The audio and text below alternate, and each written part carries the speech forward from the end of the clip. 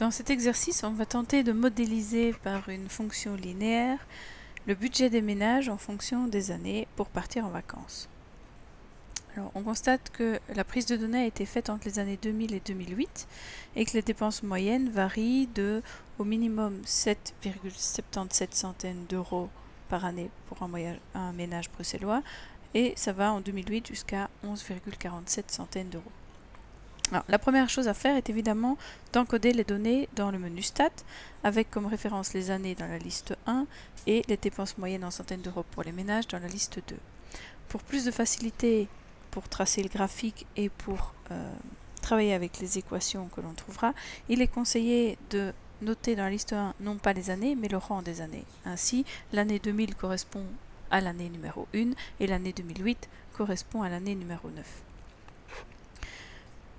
Il y a différentes sous-questions. Dans la première sous-question, on vous demande de tracer le nuage de points dans un repère bien choisi. Et on rappelle ici donc comme indication que l'année 2000 est notée x1 et ainsi de suite. Donc ici, au lieu de mettre x1, évidemment, j'ai mis la valeur 1. Alors pour dessiner, je dois faire apparaître l'onglet Graphes. Ici, je n'ai qu'un graphique à dessiner, donc l'onglet Graphe 1 me suffira. Et dans les settings, je vérifie que la liste pour les X, ce sera bien la liste 1 et la liste utilisée pour les Y, ce sera la liste 2. J'appuie donc sur graphe 1 et j'ai un nuage de points qui est dessiné sur l'axe des X, rappelons-le, entre 1 et 9.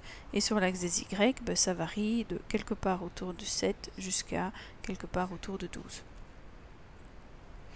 La deuxième sous-question consiste à déterminer l'équation de la droite de régression. Une fois qu'on a tracé le nuage de points, il est facile de trouver l'équation de la droite de régression. Pour ce faire, on appuie sur Calque.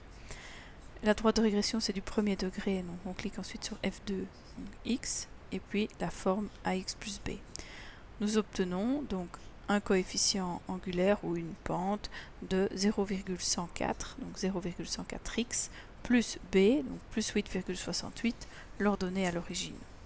Il est possible de la dessiner voilà, dans le repère. Si nous retournons en arrière, on peut faire réapparaître les coefficients. Une autre chose qu'il faut évidemment regarder, c'est le coefficient de corrélation. Ici, on constate que le coefficient de corrélation est de 0,23, donc on peut le qualifier de nul dans ce cas-ci. Ça veut dire que la droite n'est pas fiable. Un petit coup d'œil sur le graphique nous montre bien que les points n'ont pas l'air quand même de coller à la droite qui vient d'être tracée. Bon. Donc la conclusion qu'il faut tirer pour le point C, c'est évidemment que la droite de régression n'est pas le meilleur modèle pour cette étude statistique.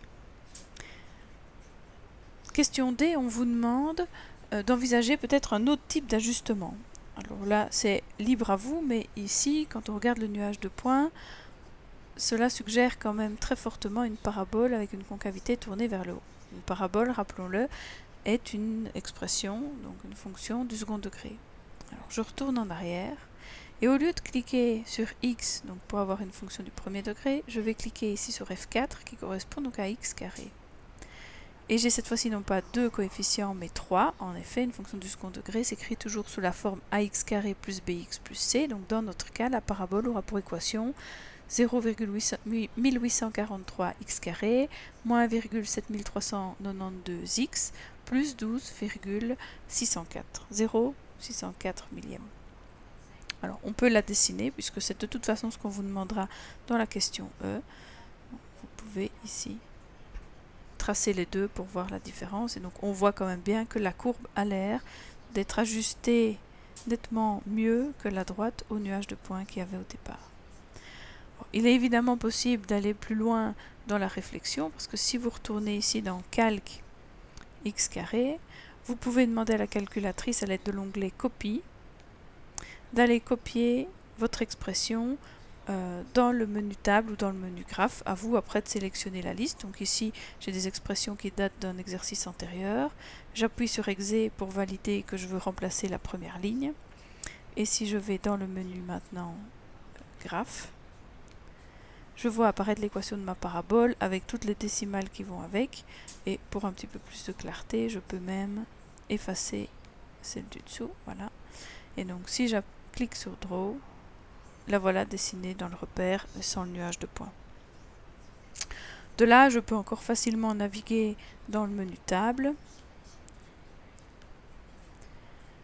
Et en cliquant sur Shift Setup, la table va m'être fournie pour les éléments qu'il y avait dans la liste 1, donc les années 2000 à 2008.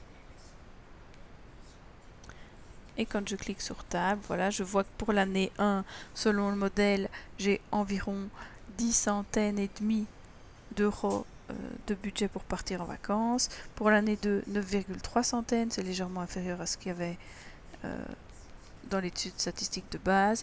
Mais on constate voilà, que ça suit le mouvement, donc ça descend, et pour l'année 2008, la tendance remonte et on a de nouveau 11,33 centaines d'euros pour partir en vacances.